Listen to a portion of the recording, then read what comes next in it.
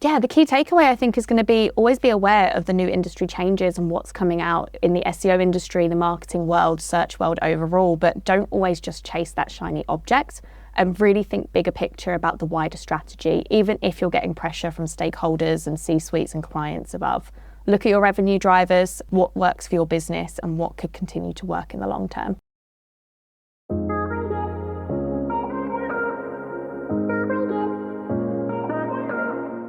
I'm Sophie Brannon, and this is SEO in 2026 Additional Insights. Sophie, what's your number one SEO tip for 2026? My number one SEO tip is to not focus solely on the new shiny thing. The fundamentals are always going to be what matters most. So how do you know if the new shiny thing is going to radically change the way that SEO done, and it is indeed something that you should focus on?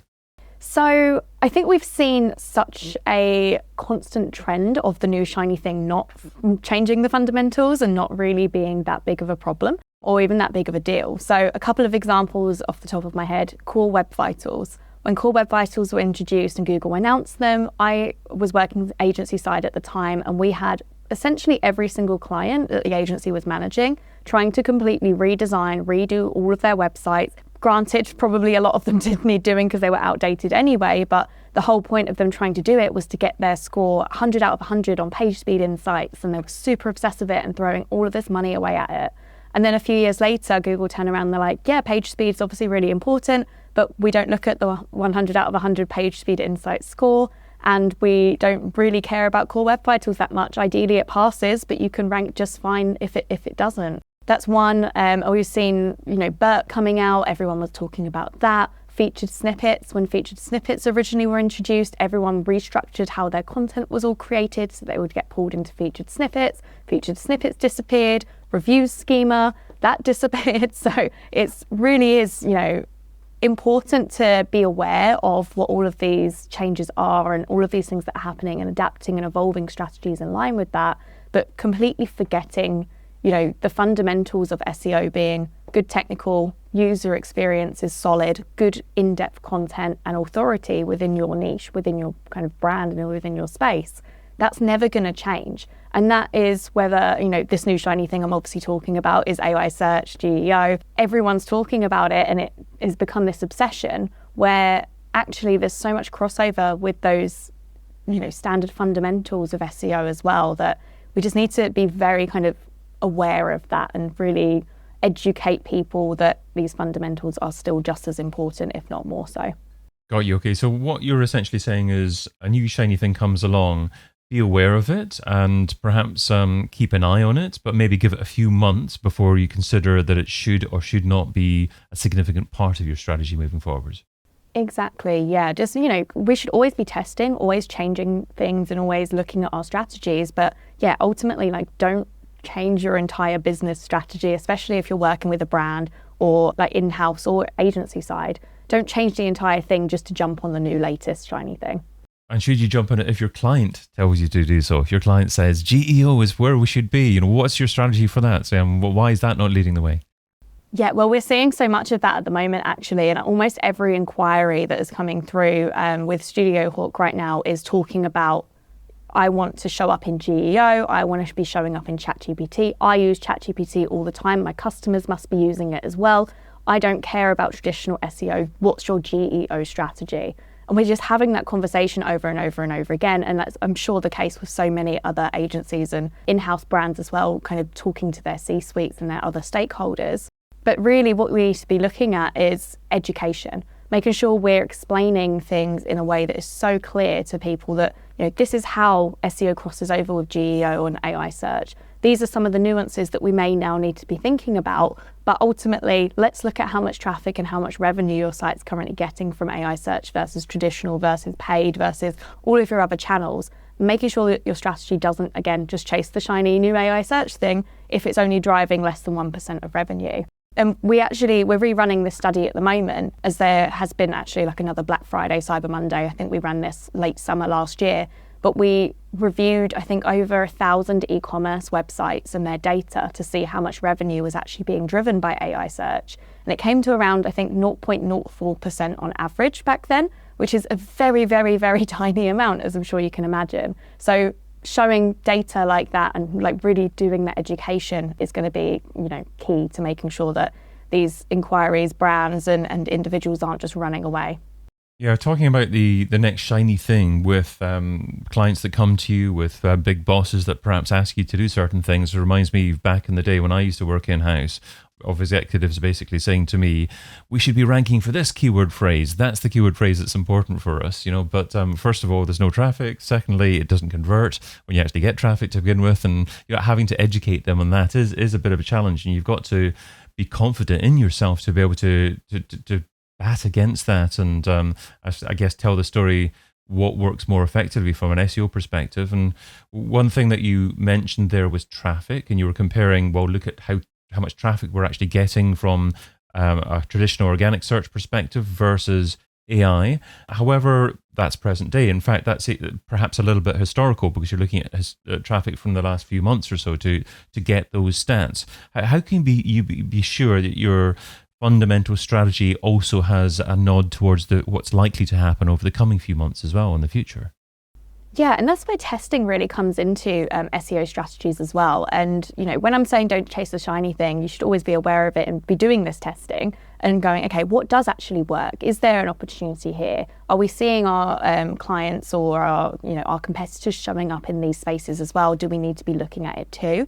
It just shouldn't completely replace some of those fundamentals because, like I mentioned earlier, technical SEO, that crawlability of a site is going to be vital whether you're targeting Google bots or whether you're targeting AI bots. They need to be able to crawl the website. Speed is going to be important. I think I was reading a few LinkedIn posts and some articles recently where it was talking about AI bots are actually lazier than what Google bots are, and so speed is absolutely vital as well. There's a schema argument. Can they crawl it? Can they not? Can they understand it? I don't think it really matters. I think schema is really important regardless because it is, structured data that bots are able to kind of understand and gain that extra context. Yeah, like all of these additional fundamentals are going to be core to any kind of strategy, but keep an eye on what's changing. Keep an eye on what's coming up. Always looking at what's that next opportunity in the space. Just don't let it take over.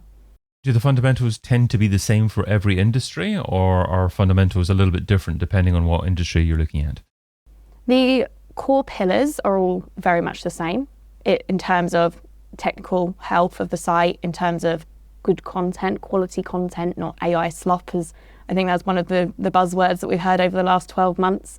In-depth content, not content for content's sake, which a lot of SEO companies I think fell into a trap of doing because they could get loads of traffic and very little revenue from completely irrelevant articles and things like that being published. So good quality content is going to be a core pillar still. Authority is going to be a core pillar still, whether that is traditional link building, digital PR, whether that's brand mentioned citations. If we just group all of that together, that authority is still absolutely clear as well. But when you break some of those individual pillars down, you might be then looking at different strategies for different industries and niches and business types. So for example, SaaS, you obviously don't have category pages, collection pages, things like that, but you want to be building out a solid product-based kind of strategy, talking about your services, talking about the product you offer, whatever that looks like.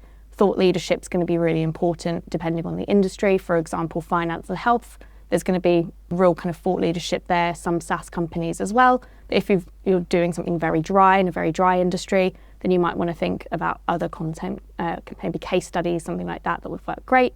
Versus e-com websites, which are probably going to be more focused on product description structures, especially when we're looking at additional trends like organic shopping and even ChatGPT shopping, if that ever does come out, it's something we want to be looking at there.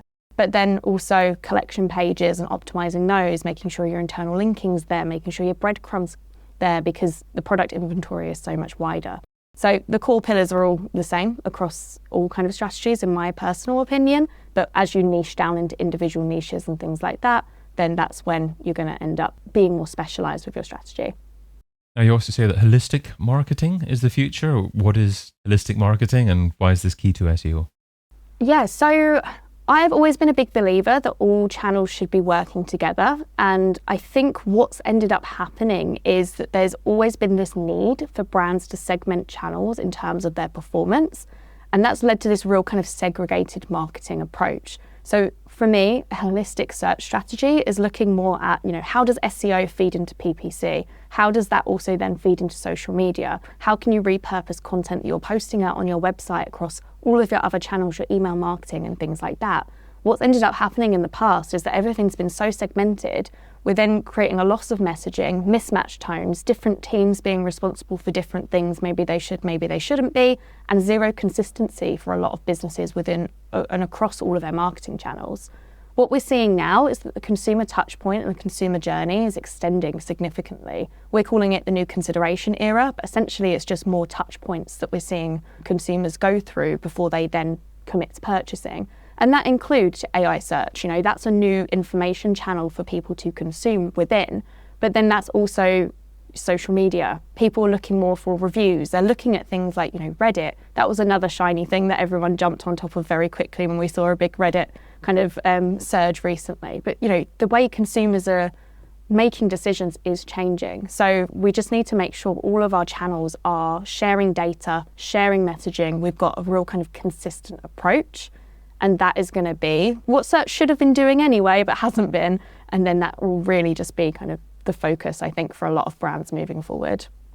So the new consideration era and many more touch points is perhaps a good thing for SEOs to be more aware of where consumers are and what steps they're likely to take before actually visiting your website and perhaps making a purchase. But of course, it makes measuring a big challenge as well. And I guess the justification of the activities that you're trying to do, because you're not necessarily focusing on conventional SEO. So what are your thoughts on those two areas there? First of all, measurement. How do you actually measure the value of those various touch points?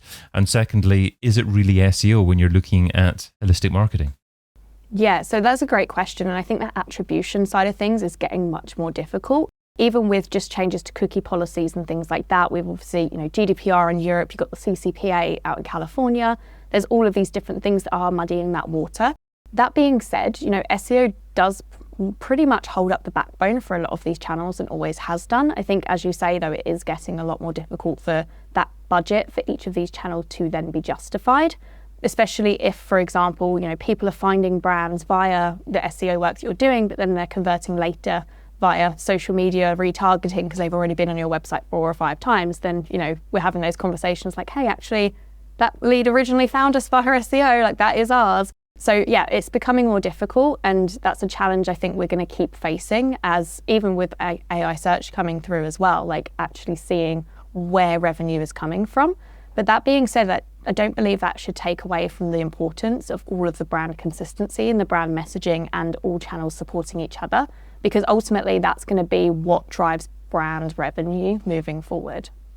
So how often should we be reviewing fundamentals? I mean, is this something that we do on a quarterly strategy basis, or when something new and shiny comes along, do we actually just take a note of it and then perhaps benchmark it and then determine in a few months' time whether or not it's actually impacted other brands out there?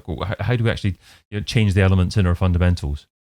Yeah, so I think the fundamentals will always consistently be looked at. So for example, technical auditing should be done on a very consistent basis. We do it sometimes, weekly or fortnightly for some of the larger clients that have a lot more moving parts on websites, sometimes monthly for some of those more static websites, just again to make sure that pages haven't randomly been de-indexed, especially if you don't have total control of a website and there's dev teams, switching things around or deciding to index stuff for fun, all of these kind of things. So yeah, technical foundation should be an ongoing kind of process.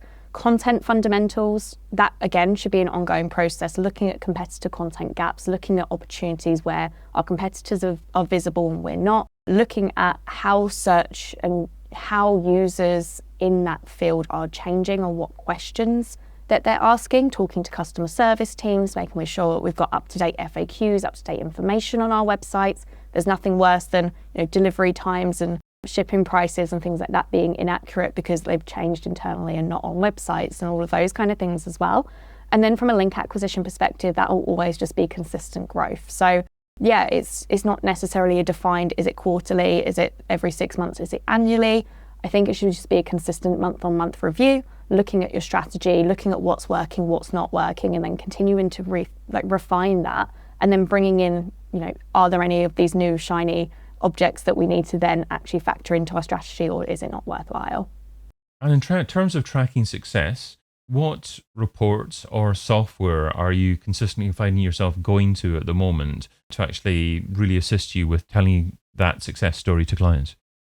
Yeah, so relying on the traditional channels and analytics channels has been something that we're continually doing. So, your Google Analytics, your Search Console, we're building out new dashboards where we're segmenting different traffic types, whether they're coming to collection pages, product pages, where revenue is coming from. Because honestly, traffic is an interesting metric to even still look at now. For me, it's all about revenue, bottom line, how many leads are coming through, and all of our marketing channels should be aligning back with that anyway.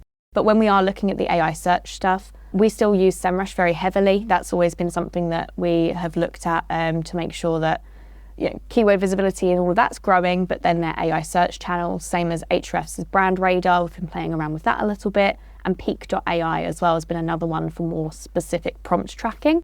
But again, it's very much testing and seeing which tools out there are the best for our client needs based on the data that they're looking for. Sophie, what's the key takeaway from the tip you shared today? Yeah, the key takeaway I think is going to be always be aware of the new industry changes and what's coming out in the SEO industry, the marketing world, search world overall, but don't always just chase that shiny object and really think bigger picture about the wider strategy, even if you're getting pressure from stakeholders and C-suites and clients above. Look at your revenue drivers, what works for your business and what could continue to work in the long term.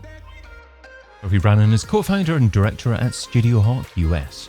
Find out more over at studiohawk.com. Sophie, thanks so much for being part of SEO in 2026. Thanks so much. I've been your host, David Bain. Get your copy of SEO in 2026, the book, over at seoin2026.com.